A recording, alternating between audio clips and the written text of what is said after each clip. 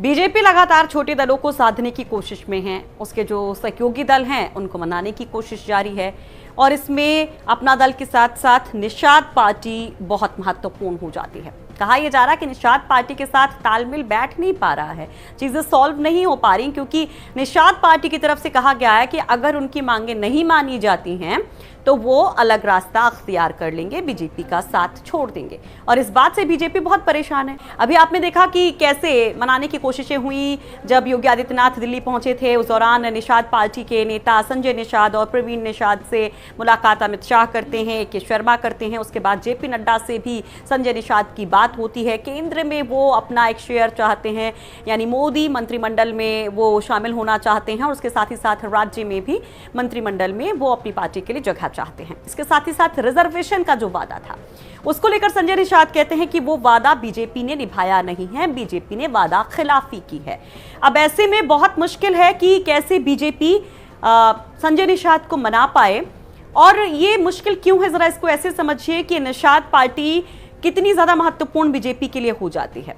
भले ही निषाद पार्टी को वजूद में आए ज्यादा वक्त नहीं हुआ हो, लेकिन एक भारी छाप इसने उत्तर प्रदेश की सियासत में इतने वक्त में छोड़ी है। 2016 में संजय निषाद पार्टी का गठन करते हैं, 17 में चुनाव में उतरते हैं, करीब 72 सीटों पर चुनाव लड़ते हैं, एक ही सीट निकल पाती है, लेकिन ये तय हो जाता है कि इस पार्टी का वोट बैंक अच्छा खासा हो सकता है और जिसके साथ ये वोट बैंक जाएगा उसके वारे न्यारे होंगे।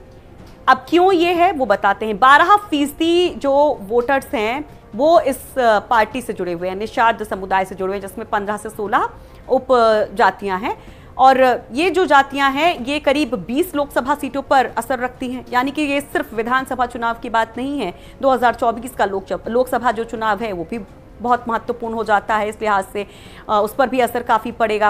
और अगर अभी हम बात करते हैं 2022 के विधानसभा चुनाव की, तो उत्तर प्रदेश के करीब 100 सीटों पर मल्लाह, केवट, निषाद, ये जो तमाम बंच है, ये उपजातियां जो हैं निषाद समुदाय के अंदर में, उनका असर होता है। तो 100 सीटें बहुत महत्वपूर्ण होती हैं और बीजेपी इसे बखूबी समझती है। और इसको समझा तब था जब योगी आदित्यनाथ मुख्यमंत्री जब उत्तर प्रदेश के बनते हैं और उनकी सीट जब खाली होती है तो वहां पर उपचुनाव जब होते हैं तो निषाद पार्टी के साथ मिलकर समाजवादी पार्टी चुनाव मैदान में होती है और अपने आप में एक बड़ा चमत्कार हो जाता है। वो सीट जो योगी आदित्यनाथ का गढ़ मानी जाती थी वो सीट हार जाती है बीजेपी और वहां पर प्रवीण निषाद जीत जाते हैं। तो बड़ा चमत्कार सा था और उस समय बीजेपी को समझ में आ गया था कि छोटी छोटी जो पार्टियां हैं, खासतौर पर निषाद पार्टी, अपना दल जैसी जो पार्टियां हैं वो कितनी महत्वपूर्ण हो जाती हैं। लेकिन 2019 का चुनाव यानी लोकसभा चुनाव आते आते स्थितियां बदल जाती हैं। समाजवादी पार्टी का दामन छोड़ करके संजय निषाद बीजेपी का दामन थाम लेते हैं और एक साथ चुनाव में उतरते हैं। तब बहुत सारी बातें होती हैं, बहुत सारे वादे होते हैं। आज संजय निषाद कहते हैं कि वो वादे पूरे नहीं हुए हैं, खासतौर पर आरक्षण का वादा। और लगातार कोशिशें हो रही हैं, कई दौर की वार्ता हो चुकी है, बातचीत हो चुकी है, लेकिन सुलह नहीं निकल पा रही है, कोई राय नहीं बन पा रही है।